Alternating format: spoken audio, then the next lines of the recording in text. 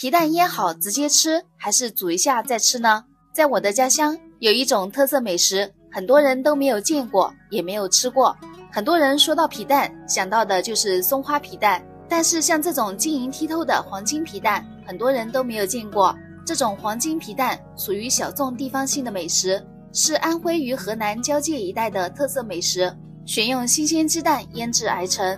其实它的制作过程并不复杂，只需要简单2步，自己在家就能做。首先，我们挑选一些个头均匀、日期新鲜的鸡蛋，先用淡盐水浸泡2分钟。鸡蛋壳表面容易滋生枯草杆菌或者大肠杆菌之类的，我们要用盐水把它们一个一个的仔细的搓洗干净。洗净后放入沥水篮中，沥干表面的水分，然后把鸡蛋放到太阳底下暴晒2个小时。这一步很重要，这是皮蛋溏心的关键。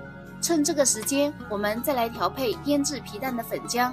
准备500克的石灰粉，100克的食用碱，50克的食盐。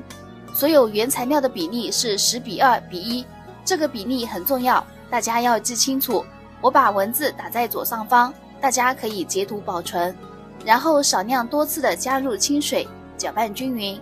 这个过程大家一定要戴上手罩和口套。石灰粉遇水会产生大量的热量，会对皮肤造成损伤，大家一定要保护好自己的双手。一直搅拌成这样浓稠的糊状，能够挂得住就可以了。然后再准备适量的谷糠，没有谷糠的也可以用草木灰代替。接下来把晒好的鸡蛋放入石灰浆中，滚上1圈，让鸡蛋表面均匀地裹上1层石灰粉浆，像这样子就可以了。然后再放入谷糠中，均匀地裹上1层谷糠，把它360度裹得严严实实的，像这样子就可以了。剩余的鸡蛋全部按照同样的方法，先裹1层粉浆，再裹1层谷糠，全部包裹好后，我们再找一个马夹袋，把鸡蛋装起来，密封保存就可以了，放在阴凉干燥处，剩下的就交给时间。冬天气温低，一般需要腌制20天以上才能吃，腌得越久口感越好。腌好后晾干表面的水分，这样可以保存半年也不会坏的。现在我们打开来看一下，这是我腌制了1个月的皮蛋。哇，晶莹剔透的，好漂亮呀！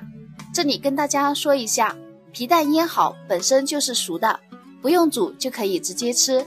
如果想煮一下再吃也是可以的，看个人习惯。我们家都是腌好了就直接吃，Q Q 弹弹的，不苦不涩。大家看一下，个个都是溏心哦。这样做的黄金皮蛋，口感软软糯糯，Q Q 弹弹的，特别的好吃。喜欢的朋友们赶紧点赞收藏，有空你也试试哦。学会了记得转发给身边的朋友，让他做给你吃。我是米奇，喜欢记得点赞关注哦。我们下个视频见。